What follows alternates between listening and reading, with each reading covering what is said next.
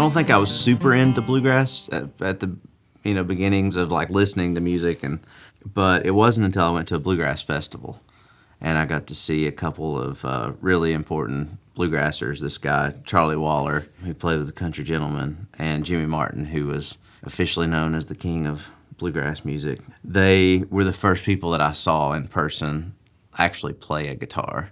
Like, I'd seen a lot of people, do the strumming thing and all that, but up until then I'd never seen anybody take like a guitar solo. And it was that music, it was bluegrass music, and it was Charlie Waller. He played this song called "Under the Double Eagle," which is it's like I think it's like a Navy song or something, but it became a bluegrass kind of standard.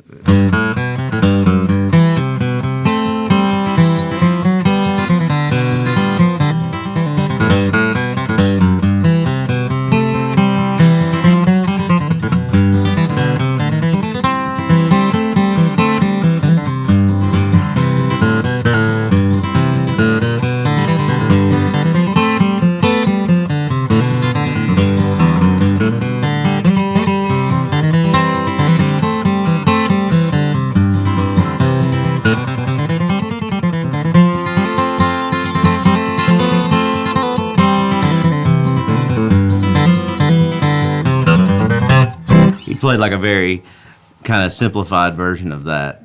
But it was the first time I'd ever seen anybody do anything that wasn't, and that just blew my mind. And so I started taking guitar lessons, and he gave me a cassette tape one day of Tony Rice, and that was it. From then on, I was like, okay, I'm a bluegrass guitar player officially for now and forever. And before Tony, there was Clarence White. Tony, all throughout his career, played Clarence stuff. So there was already that sort of influence, but, I'll play like Salt Creek or something, maybe how it would kind of be before Tony.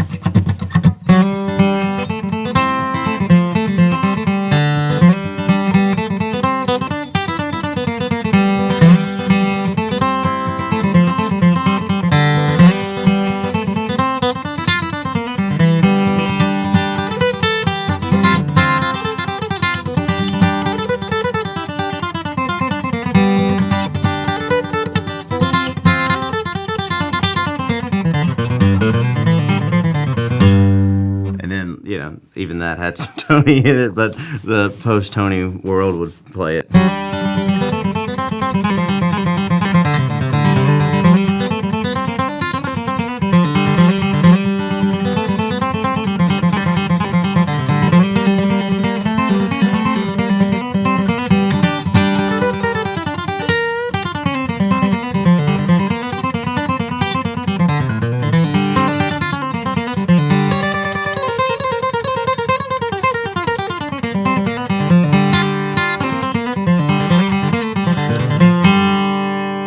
There's so much more, a lot more blues that got added in.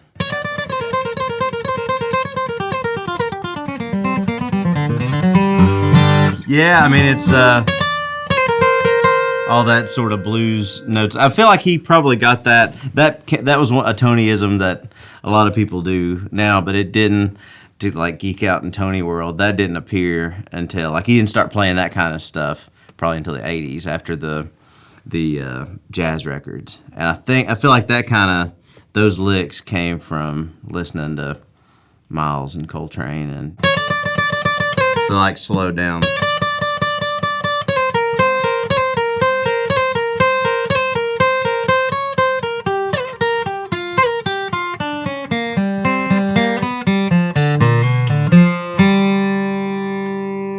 It's kind of just going over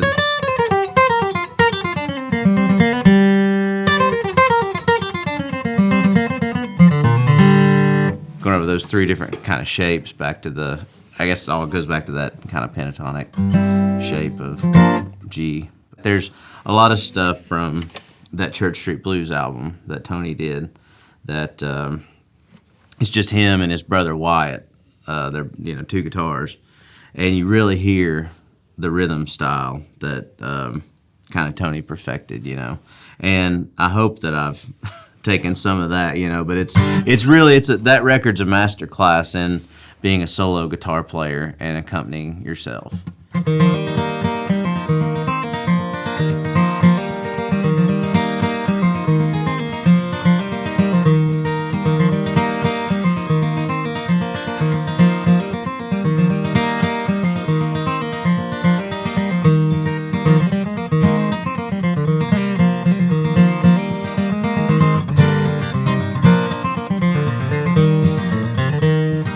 I've been hanging out of town, Lord, in that low-down rain. Watching Good Time Charlie Friends is driving me insane. And up on shady Charlotte Street, all the green lights look red. I wish I was back home on the farm, Lord, in my feather bed. And I got myself a rocking chair to see if I can lose these thin dime, hard time to hell on Church Street blues.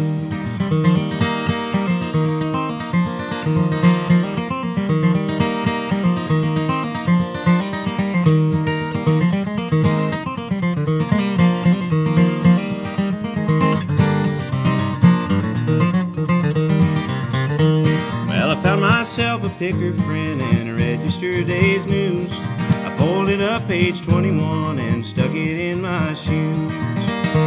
Well, I gave me a nickel to the board, my good turn for the day.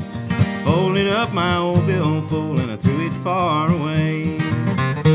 And I got myself a rocking chair to see if I can lose these thin dime, hard time to hell on Church Street blues.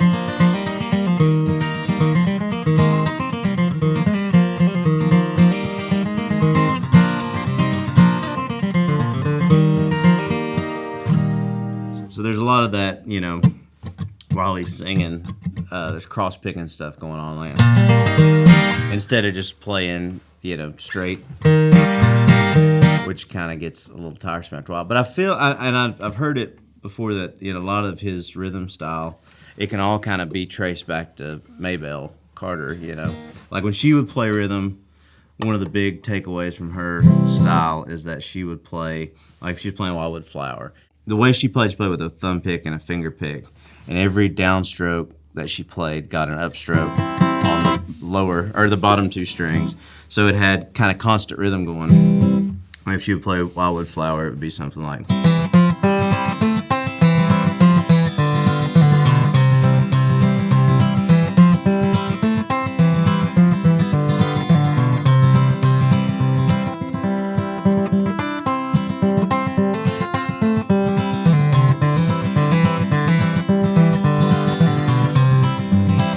All that self-accompanying rhythm stuff that, when you hear players like Tony or, Del McCurry, a lot of rhythm guitar players in bluegrass took that and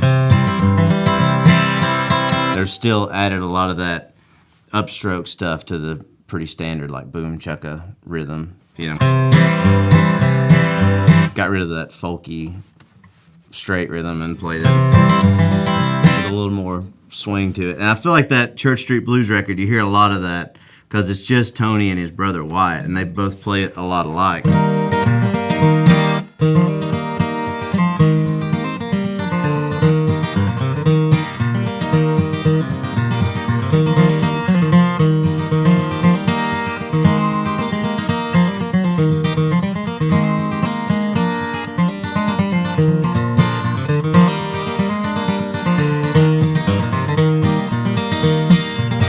A lot of this kind of cross-picking thing, and like I say, everybody, not just me, but rhythm playing after that sort of changed to where it's easy, especially if you sing, to kind of take those little pieces of the way Tony played rhythm and kind of add it to your own thing.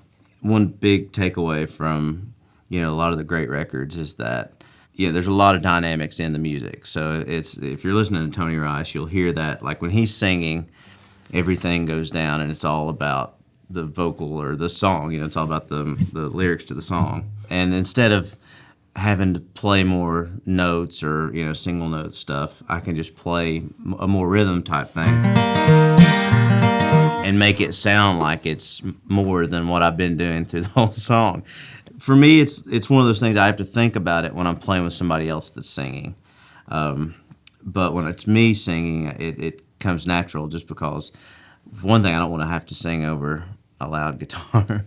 So, there's different kind of methods to it. Like that song I was playing, Church Street Blues, in C position. So a lot of the kind of quote-unquote cross-picking that I'm doing is you're kind of just playing the notes over the chord. So instead of going, I'm playing with a fifth string and then a downstroke, and then doing 6, 4, 3, 2, back to the 5. So I'll maybe just play a verse of that Church Street Blues. Well, I've been hanging out of town, Lord, in that low-down rain. Watching Good Time Charlie Friends is driving me insane. Up on shady Charlotte Street, all the green lights look red. I wish I was back home on the farm, Lord, in my feather bed. And I got myself a rocking chair to see if I can lose these thin dime, hard time to hell on Church Street